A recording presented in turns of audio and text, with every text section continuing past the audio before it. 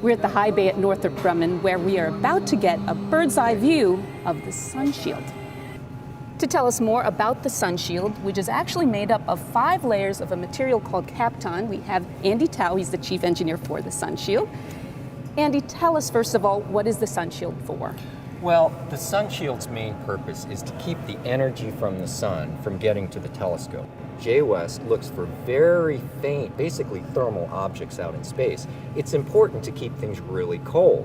So if we were to allow the telescope to heat up, the warmth of the telescope itself would just swamp out the sensors and it wouldn't be able to see anything except its own heat. The second thing is just to keep out the visible light also. The visible light can get inside the optical train and cause all kinds of interference, so we want to keep that out too. Now, Andy, I mentioned before it has 5 layers of a material called kapton. Before I ask you why 5, what's kapton?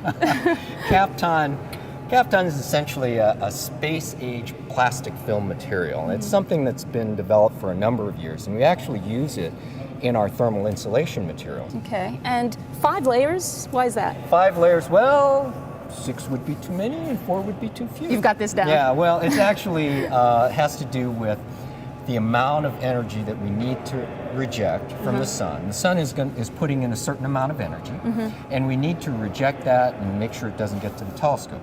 The sunshield is built so that there's an angle between each one of the layers, so heat that comes off of layer 1 gets bounced out and actually gets rejected out the sides.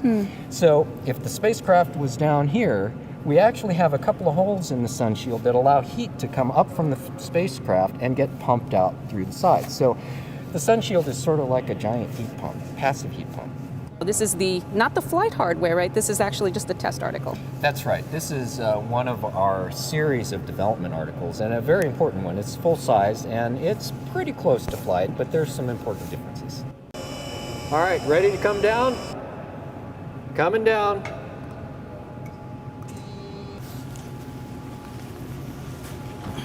Oh boy.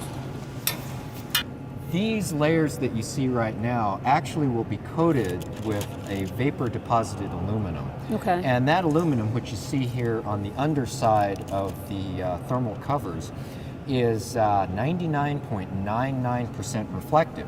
So that helps a lot when we're trying to bounce all that thermal energy out of the sunshield. Okay. Now the kind of pinkish purplish part is actually a silicon layer. And that's the one that's exposed to the sun? That's right. But we use the aluminum, the super highly reflected aluminum, everywhere else that we can to reject the heat. Great. Thanks a lot. This silicon layer actually protects the sunshield during launch. And when the James Webb Space Telescope Observatory reaches its destination 1 million miles from Earth, this silicone cover gets deployed. Thanks for joining us for another edition of Behind the Web.